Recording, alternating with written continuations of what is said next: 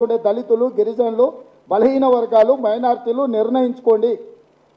నరేంద్ర మోడీ గారు అమిత్ షా గారు మీరు పెద్ద పెద్ద పదవులు చేసినారు, మీరు చాలా పెద్దవాళ్ళు, నేను కాదనను. నేను మొదటిసారి ముఖ్యమంత్రి అయినా మీ ముందులో చాలా చిన్నవాడే ఉండొచ్చు. మీరు మీ పోలీసులతో బెదిరించాలనుకుంటున్నారు చూడండి, అదొక్కటి మాత్రం జరగదు. కావాలంటే ఒక ఆయన ఈ రాష్ట్రంలోనే ఉంటాడు, ఫ్రీగానే ఉన్నాడు, ఎప్పుడైనా కావాలంటే మీరు పోయి ఆయనను అడుగుండ్రి.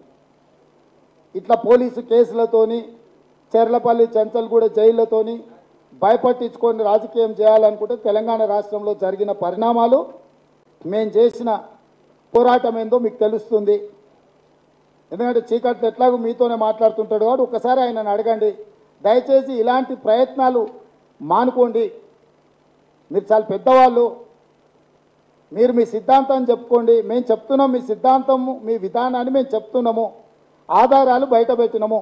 ఇప్పటి వరకు అట్లాంటి ఆలోచనే లేదు. ఈ భూమి ఆకాశాలు ఉన్నంత వరకు ఈ రాజ్యాంగం ఇట్లనే ఉంటుందని మోడీ గారు నిన్న చెప్పినట్టు.